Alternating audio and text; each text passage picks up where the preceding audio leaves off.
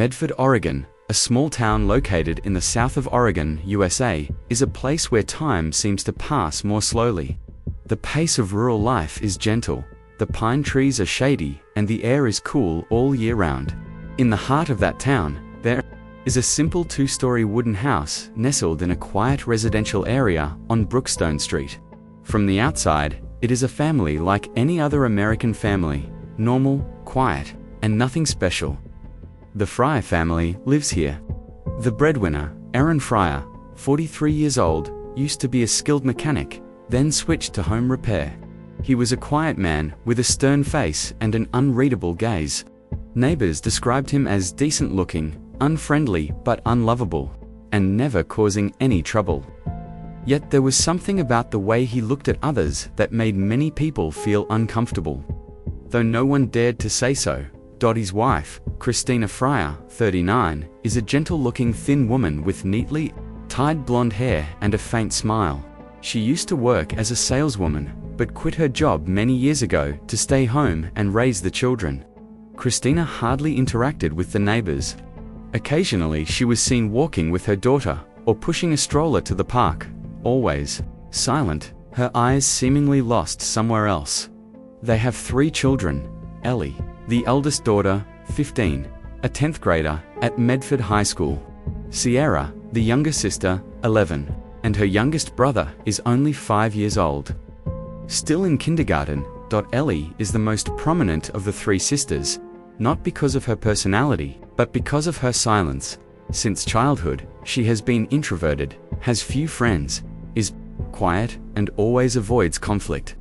Teachers describe Ellie as a good student, hardworking, but there is something very sad in her eyes. She often wears a baseball cap, wears headphones, sits alone during lunch, and often writes something in the red notebook she carries every day. Almost no one has ever seen Ellie laugh out loud or joke with her friends. The rare photos on social media are only pictures of sunsets, pictures of trees, or sad poems. She does not use TikTok, does not post stories, and does not participate in class groups. From the beginning of grade 10, Ellie's behavior began to change. She often came to class late, lost concentration, and often forgot lessons. The homeroom teacher once called Christina to a parent-teacher conference because she was worried. Christina simply said, "She's in puberty. She's very well behaved at home." However, some students said that Ellie would startle when someone tapped her on the shoulder or back away when someone approached. One time, a teacher found Ellie crying in the bathroom, but when asked, she just shook her head, wiped her tears, and said, "I'm fine." A friend named Lana, the only person Ellie had ever been close to, said that Ellie had recently been writing in her diary, saying things like, "I don't know who would believe me, or if I disappeared, no one would recognize me." Meanwhile, neighbors around the Fryer house said that at night, screams could sometimes be heard from inside the house. It was unclear who was causing it, but it sounded like arguing or breaking things. One time, an old woman living next door said she saw Ellie sitting alone in the backyard at 1 a.m., doing nothing, just staring into the darkness. But since no one spoke up, and the Fryers didn't cause trouble, all suspicions were quickly dismissed. Christina, the mother, always presented a calm, tidy image. However, many people had seen her walking with a slightly stooped posture, sometimes with bruises on her arms. Once, when a neighbor asked, "Are you okay?" Christina just smiled, "I just bumped into the door." The Fryers weren't poor, but they weren't well off. They lived from hand to mouth. Aaron worked at home, repaired machines in the garage, and sometimes took on repairs for neighbors. But he rarely interacted, just took things, fixed them, and returned them. Few words, few smiles, from the outside. This family seemed just one of hundreds of introverted, scandal-free American families, and there was nothing unusual about it. But behind those closed doors, a time bomb is brewing, waiting to explode, so that the truth, the pain, and the secrets buried for years can come to light. It is a story not just about crime, but also about silence, fear, and the cost of not speaking up in time. October 22, 2024, Tuesday, a cold and quiet autumn day, like any other in Medford. But for the Fryer family, it was a day of chaos. Dinner that night was a heavy affair. Christina recalls that the family ate in silence. Erin barely said a word, eating slowly, occasionally pausing to give Ellie a look she described as both suspicious and threatening. Ellie, who sat silently with her hand clutching a napkin, did not look up throughout the meal. Sierra, the 11-year-old, tried to make jokes, but no one responded. The youngest son was sent to bed early. At around 9 p.m., Christina said she was tired and went to bed early. Aaron said he would finish cleaning up the kitchen. Ellie, as usual, retreated to her room downstairs. It was a normal night. Number 1 knew that, in the next few hours, the family would be torn apart by tragedy. Around 11 p.m., a neighbor said they heard a loud noise coming from the Fryers' garage. A metal door slammed, then something like something being thrown. But since they didn't know what it was, and no one was calling for help, the neighbors didn't call the police. When asked later, they regretted not intervening sooner. At the same time, Christina later said she was awakened by the sound of a door opening, a creak, then a bang. She jumped up and went downstairs, but the house was completely quiet. The front door was locked, the lights were off. No Aaron, no Ellie. She called out a few times, but no one answered. Christina thought her husband had gone out, or Ellie had gone to sleep at a friend's place, something that had happened occasionally lately. But the strange thing was, the back door leading to the garden was ajar. Cold air was blowing in through the crack. She closed it, then went back to her room. She didn't think anything more of it. The next morning, around 6:30, Christina got up to prepare breakfast for the children and realized that neither of them, her husband nor her daughter, was in the house. Aaron's car was gone from the garage. Ellie wasn't sleeping in the room. The bed was empty, the pillows were out of place, but there was no sign of a struggle. Christina began to feel that something was wrong. She called Aaron, no one answered. Called Ellie, the phone was off. Christina went around the house, checking every room. When she opened the door to the closet in the ground floor hallway, she screamed. Sierra, her 11-year-old daughter, was sitting curled up in the closet. Shaking, tears streaming down her face, Sierra could barely speak. She only repeated one sentence. "I told you not to come out. Not to make a sound." Christina called 911. 7:12 a.m. Medford police arrived. At first, they thought it was a missing persons case. But after looking at the scene, things quickly became unusual. The house felt too quiet, as if it had just experienced a major event that had been hidden. There was a kitchen towel soaked in blood. Under the sink, the blood had partially dried. On the floor near the living room were small footprints, seemingly wiped away, but still. Streaked. Ellie's phone was found under the bed, broken screen, no SIM card, screen unlocked. Text message history had been erased. In the living room, police found a long scratch on the wooden floor, as if someone had dragged something heavy. In the storage room, where Sierra was found, there was a strong smell of cleaning products. Christina said she couldn't remember who had cleaned what the night before. Around 9 a.m., police received a call. Aaron's pickup truck had been found, abandoned about 5 miles from his home, in a wooded area off the road. The vehicle had no license plates, but paperwork in the glove compartment identified the owner as Aaron Fryer. There was blood on the steering wheel, whose identity was not yet known.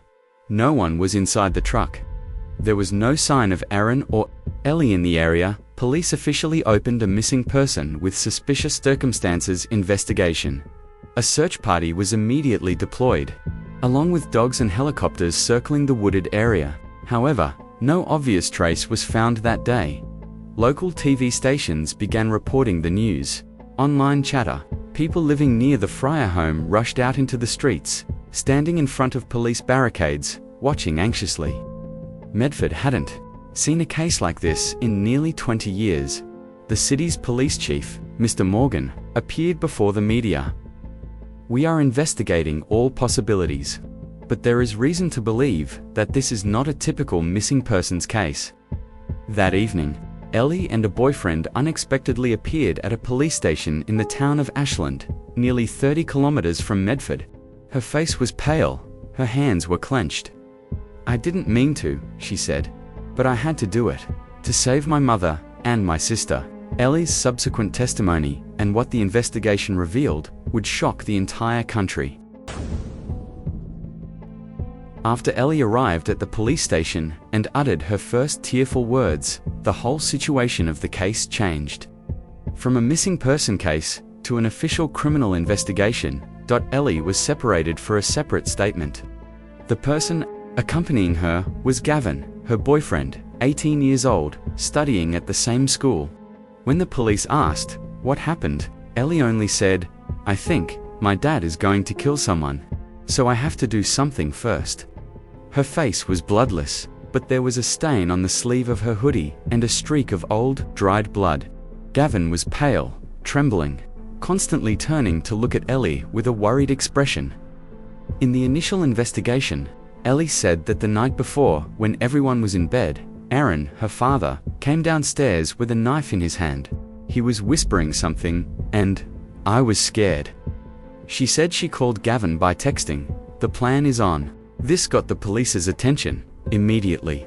The police requested a second, more thorough search of the Fryer home, with the help of local forensics and the Oregon FBI at the Fryer home. The main crime scene, investigators noted the following findings. 1.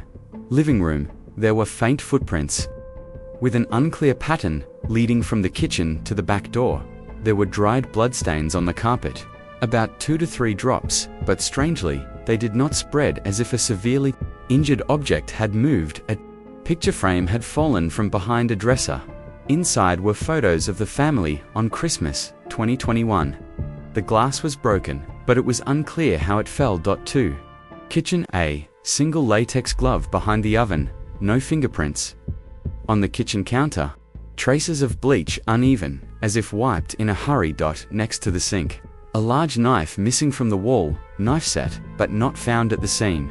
3. Ellie's bedroom, unusually tidy. Under the bed is an old phone, broken screen. SIM removed. Closet with a lock on the inside.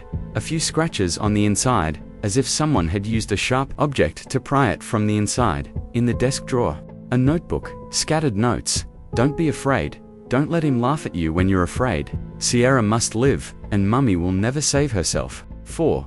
Closet where Sierra was found. Smell of bleach is strong.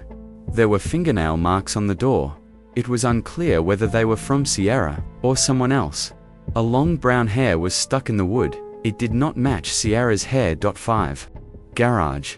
The roll-up door was opened at 2:48 a.m., recorded by a neighbor's camera. Small blood stain on the driver's door handle. The tire tracks leaving the garage were normal, but there was an odd tire track parallel to it, possibly from another car that had been parked there. The pickup found in Pineview Woods, 5 miles from the house, provided important clues. There was a large blood stain on the driver's seat. This pattern was confirmed to belong to Aaron Fryer. A small shoe print on the passenger seat, likely female, a zip tie, and a blood-soaked towel were found under the seat. Gavin testified, "When I got home, Ellie called me to the back door. Her dad was on the floor, not moving. She was panicking, saying he would kill us all if he woke up. I didn't know what else to do." The police asked, "Who hit him?" Gavin shook his head. "I don't know. She told me not to ask." Analysis from the coroner. Aaron's injuries were direct trauma to the back of the head, with a hard object, possibly a baseball bat. He had lacerations on his wrists from a drawstring, indicating he had been tied up after he had been unconscious. There were no signs of resistance. No struggle. The estimated time of death was between 3:30 and 4 a.m. Several hours after he was taken from the house, security cameras around Pineview Forest captured Gavin and Ellie at 3:42 a.m. walking into the woods, then Gavin returning alone 10 minutes later, driving away. Ellie was nowhere to be seen. 4:08 a.m. Russell, Gavin's best friend, picked Gavin up at a gas station 2 miles away. When the police asked Ellie, "When was Aaron hit?" she replied, "When he came up to my mum. I thought he was going to kill her." "Who hit him?" Ellie lowered her head. "Me, but I didn't think he was going to die." The scene left many inconsistent details. There were signs of manipulation, concealment, and coordination between at least 2 to 3 people. The police began to question, was this an act of panicked self-defense, or was it a premeditated plan? On October 24, 2024, Ellie Fryer sat down for her second interrogation. This time, the police sent a female investigator who specialized in domestic violence and juvenile cases. Ellie, nothing is more important than the truth. From the beginning, everything, no detail left out. We want to understand, not press charges, the investigator said. Ellie bit her lip, her eyes welling with tears, and began to recount the entire fateful night. But this time, the story differed from her first testimony. 1. Changes in Ellie's testimony. In her first testimony, Ellie said her father had a knife and went crazy. But this time, she admitted, actually, he just banged his fist on the table and screamed. I was scared, I didn't see him with a knife. She said she called Gavin before the actual violence because I felt it was coming. He used to hit my mum a lot, and one time he looked at Sierra like prey. I couldn't take it anymore. 2. What did Gavin say? Gavin testified, that night, Ellie texted me at 2:10 a.m., told me to get the car ready and come to her house. She sent a short text, today's the day, I thought she was just leaving. Gavin said that when he arrived, the back door was open. Ellie was standing in the hallway, shaking. Aaron was on the floor, blood on the back of his head. Ellie said, I had to make sure he didn't wake up. I said I should call the police, but she screamed no. If he's alive, he'll kill my whole family. Gavin claimed that Ellie had asked him to bring a baseball bat, in case he had to defend himself. But Gavin said he had never used a bat. He arrived after Aaron had been knocked out. 3. The third person, Russell Gavin's close friend Russell, was an unexpected piece of the puzzle. The police called Russell in for questioning because he was caught on camera picking up Gavin in the early hours of the morning. Near the scene where the body was dumped, Russell said, I was called to pick Gavin up. When I arrived, he was in a panic and said he couldn't go home alone. He wouldn't tell me what happened, he just said, I helped Ellie hide the body. When the police asked, do you know what Ellie did? Russell replied, no, but I know Ellie is a strong person. She used to say, one day I will not let him hurt my mother again. Obvious contradictions. Details. Ellie's words, Gavin's words, scene notes who hit Aaron. Ellie didn't know, saw the victim fall injury from behind. No struggle who tied the victim. Ellie maybe no one was tied, wrist ties are obvious were their weapons. Knives in the kitchen brought a stick, as Ellie asked, no. Knife found what was the original intention. Self-defense, protecting the family thought I was running away from home. Text message. Today is the day police began to have doubts. If this was pure self-defense, why hide the body? Why clean the scene, hide the phone, and remove the SIM? An investigator said, why clean the scene, hide the phone, and remove the SIM? In addition, the CCTV footage of the 3 people's entry and exit times did not match up perfectly. There was a 15-minute gap when Ellie was alone in the woods between Gavin and Russell's appearances. I sat crying next to him. She said, I didn't know what to do. But investigator questioned, or did you clean up, burn clothes, bury evidence? 4. The big question, did Ellie plan ahead? Was she acting out of fear or out of pent-up anger? Is Gavin an accomplice or a manipulated person? Is Russell really clueless, or is he covering up? At this point, all 3 were taken into custody. Ellie was sent to a youth detention center.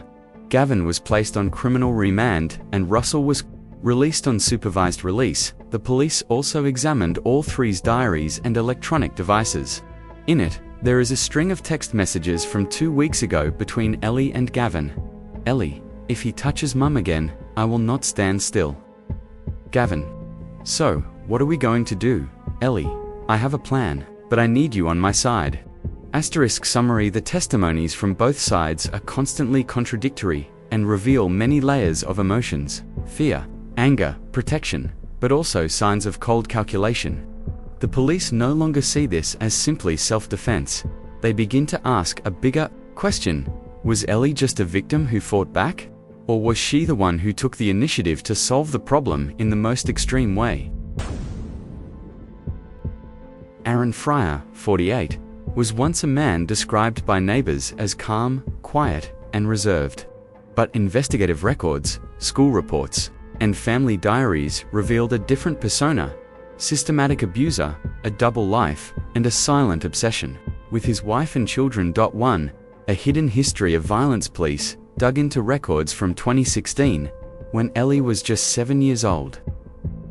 At that time, Jackson Creek Elementary had filed a mandatory report with Child Protection about unusual signs on Ellie: bruises on her shoulders, neck, and upper arms.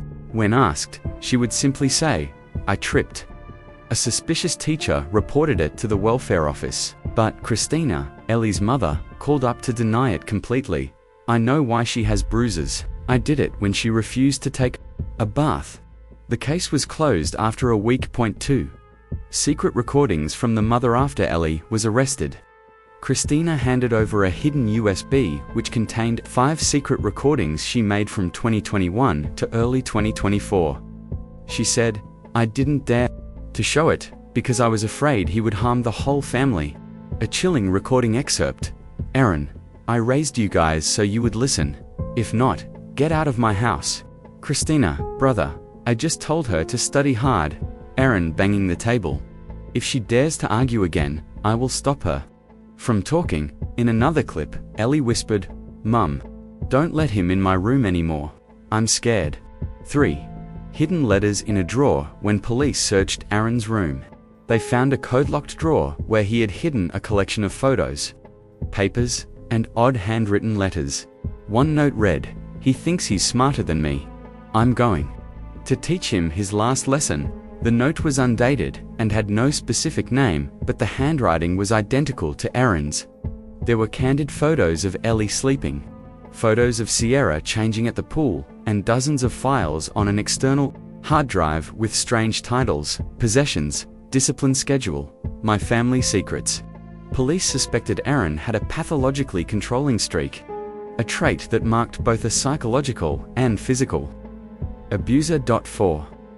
Psychological assessment of the victim. The psychiatrist who treated Ellie after the incident commented, "Ellie had all the symptoms of chronic depression, complex anxiety disorder, and severe PTSD. She was agitated by sounds such as door locks, men's footsteps, or the sound of a car opening an automatic gate." It is worth noting that Ellie had asked her teacher not to let her father pick her up from school because she felt unsafe. But since no obvious behavior was reported, no one intervened. 5. Why didn't anyone speak up?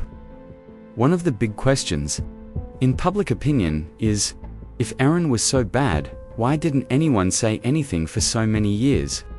The answer, sadly, lies in the normalization of domestic violence, fear of retaliation, and the mechanism of silence in small communities. A neighbor recalled, "Once I heard loud banging and crying. I went over to ask, and Aaron said, 'She's watching a sad movie.' I didn't dare say more." The owner of the grocery store where Christina often visited confided, "She used to say, 'I live every day like I'm walking on landmines,' but then she laughed, as if nothing had happened. Who knew it was so terrible?" 6. The cruel truth. The deeper the investigation, the more the authorities believed that Ellie and Christina were imprisoned, both physically and mentally. Aaron controlled their daughter's phone, access, finances, and even her clothes. Christina said, "I thought about leaving, but he threatened to take custody of her, and I believed he could." Ellie wrote in her diary, "There were nights when I sat by your bed, listening to your painful breathing after being beaten. I saw blood. I saw you trying to hide it. But you didn't leave for me, for my sister." Season 5 finale. Aaron Fryer was not just a victim, as many thought. He was an oppressor, a controller, and a terror in his own home. And what shocked the public, this truth may have been hidden for decades. Ellie did not just kill her father, she killed a living nightmare, one that the law failed to protect her from for years. Soon after, Ellie turned herself in to the Ashland police station. With her boyfriend Gavin, a special investigation team was formed to clarify the details. Police coordinated with the FBI to use cell phone analysis technology, extract GPS, check traffic cameras and CCTV around the Medford area. The first point of interest was the GPS location of Erin's pickup truck. The vehicle was found 5 miles from home, abandoned near the woods, no license plate. The lock was not tampered with. A small blood stain was found on the steering wheel and the floor of the driver's seat, consistent with Erin's blood type. Following the traffic cameras, investigators determined that the vehicle left the house at approximately 3:17 a.m., with 2 figures, most likely Gavin and Ellie, sitting in the front seat. Neither was wearing a hat, but their faces were obscured. In particular, the camera at the forest gate showed that at 4:01 a.m., Russell, Gavin's friend, drove the two to the neighboring area and then turned around and left after 10 minutes. That confirmed Russell's statement about only taking them but not participating. On the afternoon of October 24th, Aaron Fryer's body was discovered in a shallow hole covered with leaves and rocks. The body had multiple blows to the head, and his hands were tied with plastic zip ties. The murder weapon has not been found, but the autopsy showed a high possibility that it was a baseball bat, consistent with Gavin's statement. The strange thing is that the body had no signs of resistance. This suggests that the victim was attacked suddenly or in a state of inability to resist. There were no signs of dragging, meaning Erin was beaten and then transferred to the car in a short time. The police seized the phones of all 3, Ellie, Gavin, and Russell, and found coded messages using keywords such as, "The plan is on, have to stop him." Before someone really dies, these facts began to build a hypothesis. This was no longer a random incident, but a deliberate plan. With the help of a psychologist, Ellie gradually opened up. During the interviews, she said, "My dad didn't just hit my mum, he did bad things. To my mum, to me, but no one believed me. My mom told me to keep quiet for the kids, but when he said, 'You're not getting away,' I knew I had to do something." Ellie hinted that since the 7th grade, she had been abused by her father, and had been threatened with death if she spoke out. When asked why she didn't tell her teacher, Ellie replied, "Because I told her, and then no one did anything. Mum just cried and said, 'I'm sorry, I can't.'" Gavin confirmed that Ellie had told him the story, but did not believe it until she saw the bruises and signs of panic. In Ellie's diary at school, police found the following: "If someone reads this one day, and I'm dead, please believe me. Mum used to say, 'Keep quiet to keep the family together.' But I don't want to live in a family like that." Doctors diagnosed Ellie with severe PTSD, and had signs of an eating disorder and chronic insomnia. In her handwritten drawings, a recurring image was of a little girl locked in a dark room, her hands tied and her eyes blindfolded. The heartbreaking truth gradually emerges. This was not just a murder, but the result of days of mental and physical torture, with the silence of an entire system. The trial, which took place in April 2025, attracted national attention. Ellie was charged with manslaughter and attempted murder. Gavin, who helped move the body, and Russell did not testify in the case. Ellie's defense attorney argued, "My client did not kill to escape, she killed to survive. Every day she woke up was a day of gritting her teeth. And when the legal system failed to protect her, she chose a path of despair." The prosecution countered, there was no direct evidence of abuse. And if she was truly afraid, why would she hide the body and lie? Witnesses took the stand one by one: teachers, classmates, neighbors. A teacher burst into tears and said, "I saw that look of help, but I thought it was teenage pressure. I was wrong." Finally, the judge gave his verdict: Ellie, manslaughter.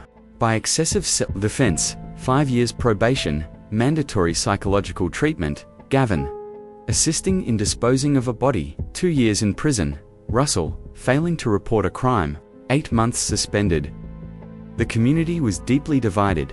Some saw Ellie As a hero, others thought it set a dangerous precedent for domestic violence. Christina, Ellie's mother, no longer appeared in public. She lived in seclusion in a small town near the sea. Sierra was cared for by relatives, suffering from depression and difficulty communicating. Ellie, after her sentence, was sent to a mental health rehabilitation center. She wrote in a post that went viral, "I'm not proud of what I did, but I'm proud of surviving. I saved my mother. I saved my sister. If I had to do it all over again, I would do it all again." The case was turned into a documentary, a podcast, and numerous articles. The hashtag Justice for Ellie went viral, sparking calls for reform of the juvenile protection system. 3 years later, a private investigator spoke out on a podcast. "Don't believe this was a spontaneous act. There are details that don't add up: the ropes, the missing diary, the closet door where Sierra was locked. A new theory has emerged. Did Christina know in advance? Maybe she and Ellie had discussed it, but the mother chose to stay silent to protect herself. Or was there someone else behind it that the police hadn't discovered?" The case closed with a clear verdict, but the aftershocks still linger, because the truth, like a crack in a mirror, can be obscured, but it can't disappear. If anyone reading this is living in fear, know this: you are not alone. You deserve to be free. From Ellie's handwritten letter. 3 years have passed since the Fryer case made national headlines and captivated the public's attention. Officially, the court has delivered its verdicts. Ellie received a sentence of probation and mandatory psychological treatment. Gavin was imprisoned for assisting in concealing evidence. Russell was given a suspended sentence for failing to report a crime. But for many, the story didn't end there. A retired private investigator who spent months reviewing the files revealed in a popular podcast, "There's something about this case that still doesn't sit right. The bindings on Erin's wrists, the missing diary that Ellie kept for years, the closet where little Sierra was hidden, these are pieces of a puzzle that don't quite fit together. It's like looking through a cracked lens. The image is blurred, and some fragments are deliberately hidden." This detective proposed a chilling theory.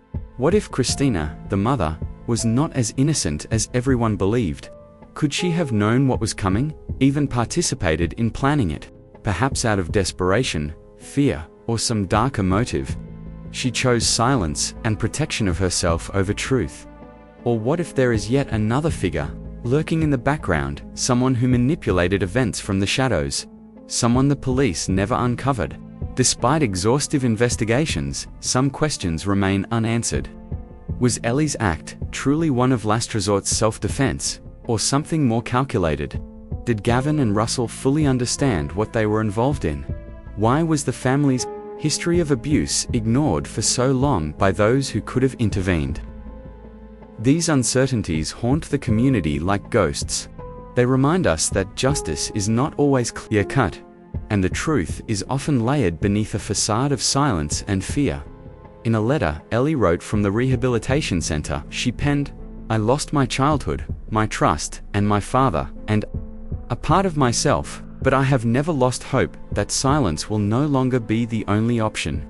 If anyone reading this is trapped in fear, know that you deserve to live free. You are not alone." The house where the Fryers lived has since been demolished. The land remains vacant, untouched, and avoided by locals. The name Fryer is whispered cautiously, a symbol of a family broken by violence and silence, and a stark reminder of the shadows lurking behind closed doors. For Room 57 and true crime lovers everywhere, the Fryer case remains an open book, a puzzle waiting for more pieces, a story still unfolding in the whispers of those who survived it. What do you think? Is there a hidden truth, still buried deep? Could justice be incomplete? Or is there hope that someday, the full story will finally come to light? So, what do you think? Are there still hidden mysteries behind this case? Who do you believe is truly responsible behind the masks? Do you think Ellie is completely innocent, or is someone else pulling the strings? Drop your thoughts in the comments below. Let's discuss and uncover more together on Room 57. Don't forget to like and subscribe so you won't miss our next true crime stories.